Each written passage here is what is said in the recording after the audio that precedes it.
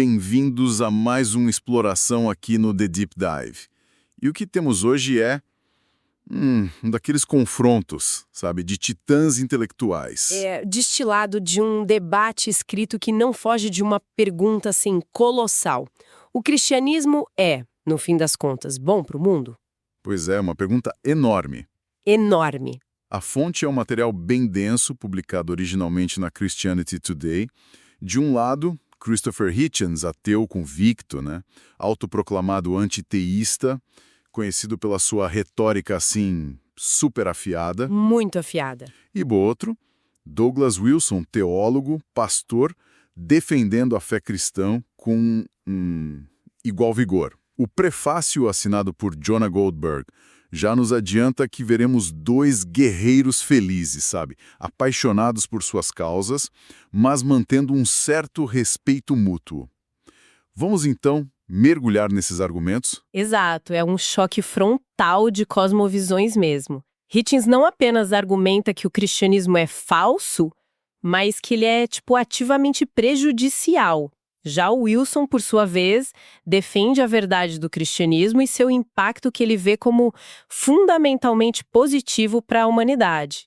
É um embate direto sobre os fundamentos da moralidade e da razão e do próprio bem-estar humano, né? Nossa tarefa aqui, então, é desempacotar os argumentos centrais de cada lado, mapear onde as visões colidem de forma mais intensa e, quem sabe, identificar algumas nuances que podem passar despercebidas nesse fogo cruzado de ideias. Preparados? Vamos lá. Comecemos então por Christopher Hitchens. Ele fazia questão, né, de se definir não apenas como ateu, alguém que não crê em Deus, mas como antiteísta, ou seja, alguém que se opõe à própria ideia de religião e divindade. Ele chega a expressar um certo alívio por não existirem, segundo ele, provas convincentes da existência de deuses. E o cerne da crítica de Hitchens à ideia de Deus é que ela seria inerentemente totalitária. Ele traça um paralelo direto com O Grande Irmão, do livro 1984, de Orwell, mas ele argumenta que um grande irmão celestial seria ainda pior. Pior? Como assim? Porque essa entidade divina onisciente vigiaria não apenas nossas ações, mas até mesmo nossos pensamentos, os chamados crimes de pensamento, né? A exigência de amar e temer essa entidade ao mesmo tempo soa para Hitchens como algo repulsivo, quase sadomasoquista. E essa imagem do grande irmão celestial é poderosa, realmente, quase distópica. E essa crítica ao controle do pensamento vai direto ao coração da liberdade individual, que era um tema muito caro ao Hitchens, né? Com certeza. Mas e quanto à moralidade, que é um ponto central do debate? Ele não nega que existam preceitos morais valiosos associados ao cristianismo ou nega? Não, ele reconhece o valor de ideias como ame o próximo ou a regra de ouro, aquela faça aos outros o que gostaria que fizessem a você. O ponto dele é que essas não são invenções cristãs. Ele cita especificamente que a regra de ouro já se encontrava nos escritos de Confúcio e do rabino Hillel, séculos antes de Cristo. Ah, interessante. Para Hitchens, a solidariedade humana básica é uma necessidade evolutiva e social, não um dom divino, sabe? Ele usa até a parábola do bom samaritano contada por Jesus sobre alguém que, pela definição da época, não era do grupo certo, né? O samaritano versus o judeu, para ilustrar que a bondade não depende de afiliação religiosa. Isso é interessante mesmo. Ele usa uma história contada por Jesus para argumentar contra a exclusividade moral da religião que Jesus inspirou. É uma jogada retórica e tanto. Mas a crítica dele vai além de dizer que a moralidade não é exclusivamente cristã, certo? Ele ataca ensinamentos específicos, né? Sim, e de forma bem direta. Um ponto central para ele é a crítica à redenção vicária. Hitchens acha a ideia de transferir a culpa pessoal para um bode expiatório, no caso Cristo, algo moralmente questionável.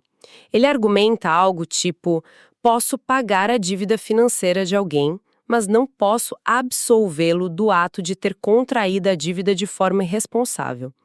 A responsabilidade pelo ato, para ele, é intransferível. Entendi. A culpa não se transfere como dinheiro. Exato. E, além disso, a ameaça de danação eterna, para quem não aceita essa oferta, parece a ele uma crueldade, especialmente quando ensinada a crianças vulneráveis. O ponto nevrálgico para o Hitchens aqui parece ser essa ideia de responsabilidade individual intransferível. Para ele, a ética exige que cada um arque com as consequências dos seus atos. E ele também traz o peso da história para a discussão, né? As ações da igreja ao longo do tempo. Com certeza, ele argumenta que, sendo a religião uma invenção humana, na visão dele, claro, ela deve ser responsabilizada pelos males cometidos em seu nome ao longo da história, cruzadas, apoiar a escravidão, antissemitismo e por aí vai. Ele menciona que as próprias igrejas tiveram que emitir pedidos formais de desculpas por esses eventos, o que para ele é uma admissão de culpa, né? É importante notar, como você mencionou, que ele não diz que ser ateu automaticamente torna alguém bom. Ele reconhece que ateus podem ser maus, mas o argumento dele parece ser que a crença no sobrenatural tem um potencial específico para levar pessoas que, de outra forma, seriam decentes a cometer atos horríveis. É isso. Exatamente. Ele cita exemplos como a mutilação genital feminina ou a subjugação de mulheres, que ele atribui a interpretações de textos sagrados, mencionando figuras como Paulo ou Maomé como fontes dessas ideias em diferentes tradições. A ideia é que a fé pode fornecer uma justificativa divina para atos que, sem essa justificativa, seriam vistos como claramente imorais. Tá. E como ele lida com aquela acusação frequente de que regimes ateus, como o de Stalin ou Mao, foram responsáveis por atrocidades ainda maiores no século XX? Esse é um ponto que sempre surge. Sim, é um ponto clássico. A resposta de Hitchens é que esses regimes não cometeram seus crimes por causa do ateísmo em si, mas sim que líderes como Stalin exploraram uma mentalidade de subserviência e credulidade que já havia sido cultivada, segundo ele, por séculos de autoritarismo, incluindo da Igreja Ortodoxa na Rússia czarista. Ah, então ele vê como uma exploração de uma mentalidade pré-existente. Isso. E ele desafia a encontrar um exemplo histórico de uma sociedade que tenha caído em despotismo por seguir os preceitos de pensadores seculares como Epicuro, Spinoza, Thomas Jefferson ou Albert Einstein.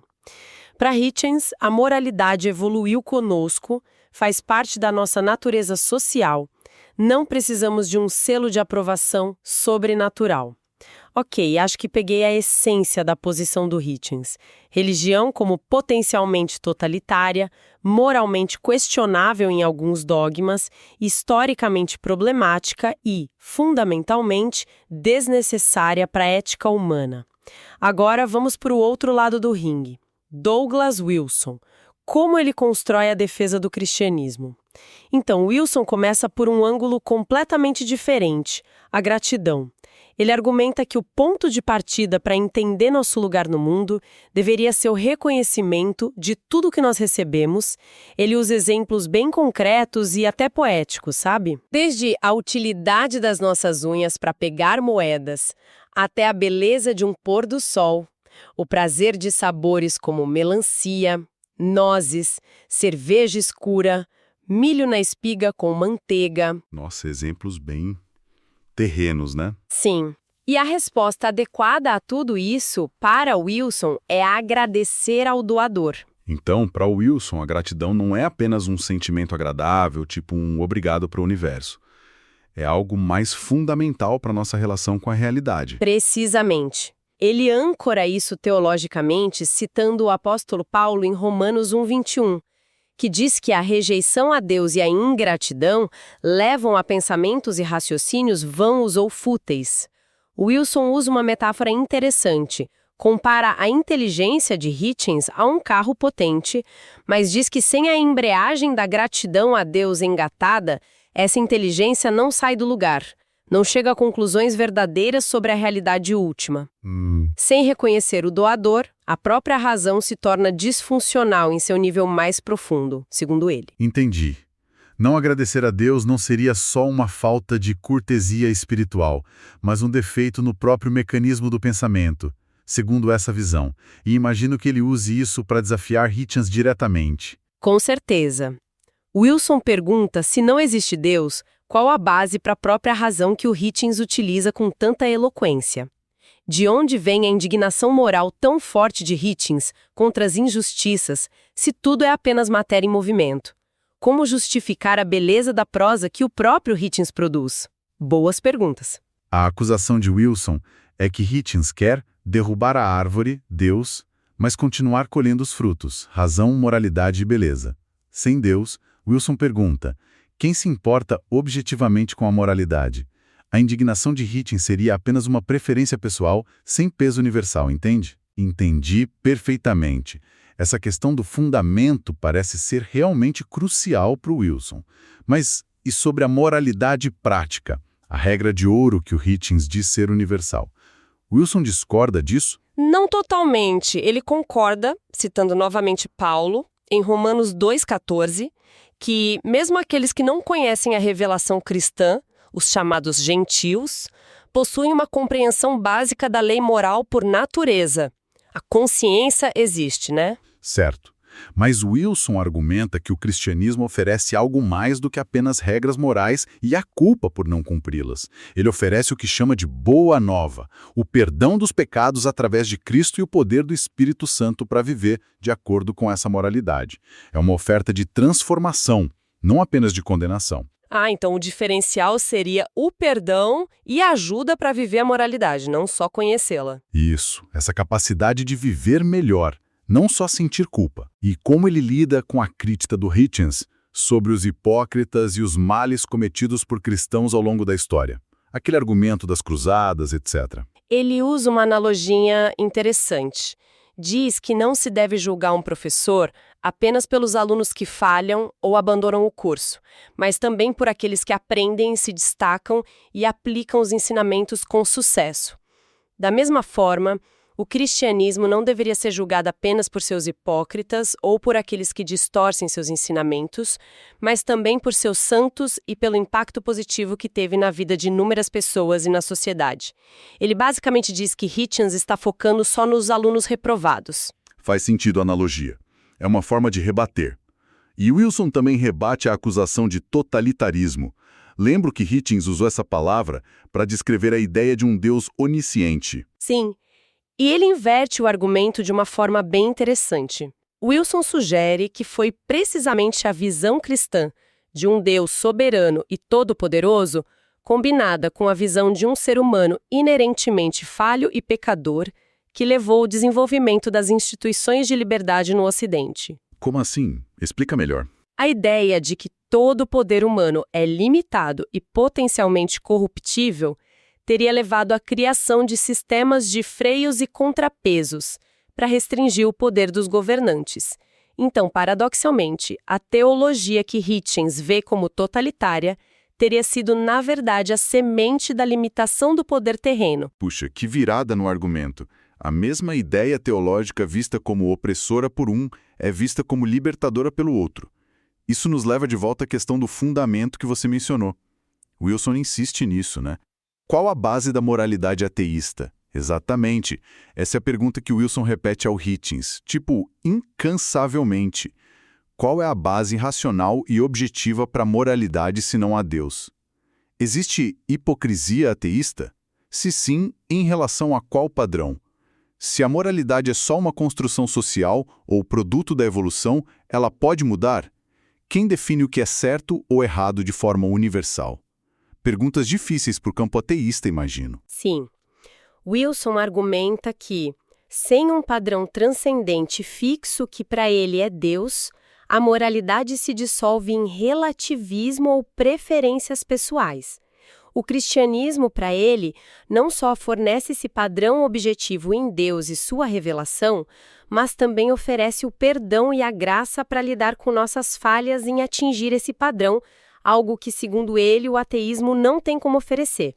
Ele define o cristianismo como bom em última análise porque acredita que Jesus Cristo é a vida do mundo, oferecendo salvação do pecado e da morte pela sua morte e ressurreição. Fica muito claro o choque aqui. Temos Hitchens apontando para a solidariedade humana inata, a evolução e a razão secular como suficientes para a moralidade. E Vance Wilson insistindo que sem um Deus transcendente como âncora, tanto a moralidade quanto a própria razão perdem seu fundamento sólido. E Wilson também explora o que ele vê como uma inconsistência no argumento do Hitchens, né? Você mencionou isso. Sim, ele pergunta, afinal, a moralidade básica é óbvia e universalmente acessível, como o Hitchens sugere, ao citar a regra de ouro pré-cristã, ou a religião envenena tudo e corrompe a moralidade, como o título e a tese geral do livro mais famoso de Hitchens, Deus não é grande. Para Wilson, Hitchens não pode ter as duas coisas ao mesmo tempo, sabe? Fica uma contradição. Boa observação sobre a tática do debate, apontar essa suposta contradição. E o famoso problema do mal. Como cada um lida com isso? Parece que eles usam o mal existente no mundo de formas opostas, né? Exatamente. Hitchens usa a existência do mal e do sofrimento como um argumento contra a existência de um Deus que seja simultaneamente bom e todo-poderoso. Como um Deus assim permitiria tanto horror? É o argumento clássico. Clássico. Wilson, por outro lado, vira a questão. Ele argumenta que Hitchens, dentro de uma cosmovisão ateísta, onde tudo é matéria e energia, não tem uma base objetiva para chamar qualquer coisa de mal em primeiro lugar. Se não há um padrão divino do que é bom, então o mal se torna só uma opinião, uma preferência pessoal ou uma convenção social. A posição de Hitchens, na visão de Wilson, acaba sendo algo como sem Deus e o mal. Bem, não é realmente um problema objetivo. É quase como se um usasse o mal para atacar a coerência de Deus e o outro usasse o mal para atacar a fundamentação da moralidade ateísta. É isso. Perfeita essa dinâmica. E quanto aos exemplos históricos? As atrocidades. Sim. Como fica isso? Hitchens foca nas atrocidades cometidas em nome da religião, cruzadas, inquisição, etc., como evidência do seu caráter prejudicial. Wilson contra-ataca mencionando as atrocidades de regimes explicitamente ateus no século XX, Stalin, Mao, Pol Pot, e argumenta que o ateísmo de Hitchens não oferece uma base sólida para condenar nenhuma delas, nem as religiosas, nem as seculares. Além disso, Wilson corrige a interpretação inicial de Hitchens sobre o bom samaritano. Ele enfatiza que o ponto crucial da parábola não era só a bondade genérica, mas o contexto étnico e racial específico.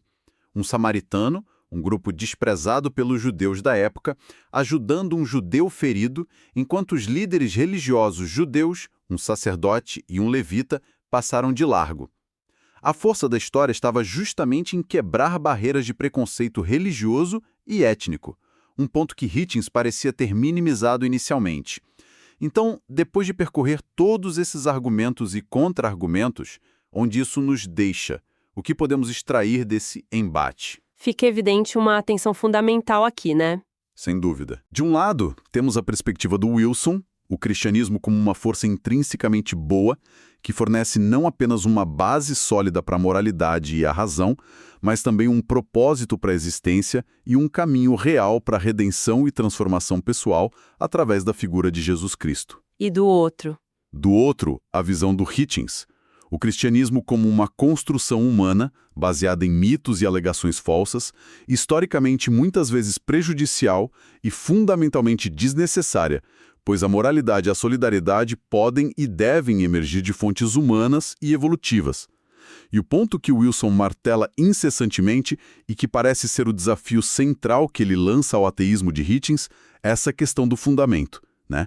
Se não há Deus, se tudo é apenas matéria em movimento, interações químicas no cérebro, como podemos afirmar que um conjunto dessas reações, tipo os pensamentos de Hitchens, é mais verdadeiro ou racional do que outro, como os pensamentos de Wilson? Ou, na comparação provocativa do Wilson, mais racionais que o borbulhar de um refrigerante? Essa é a essência do desafio de Wilson. Ele argumenta que sem um ponto de referência externo e transcendente, Deus, conceitos como verdade objetiva, lógica e a própria validade da razão se tornam problemáticos, talvez até autorrefutáveis para o ateu que tenta argumentar racionalmente contra a existência de Deus.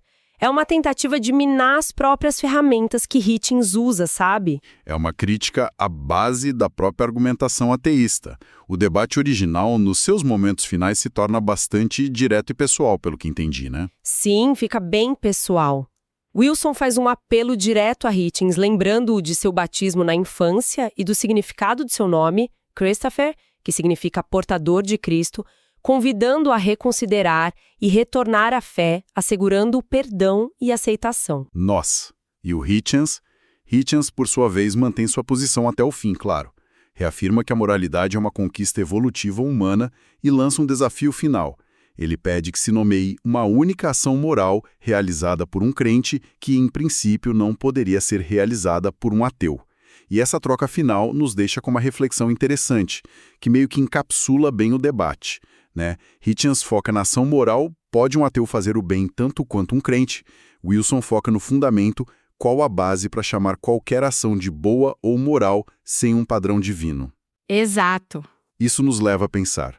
Independentemente de onde acreditamos que a moralidade se origina, seja ela inata, evoluída, socialmente construída ou divinamente revelada, o que, no mundo complexo e plural em que vivemos, confere autoridade a um código moral específico sobre outro?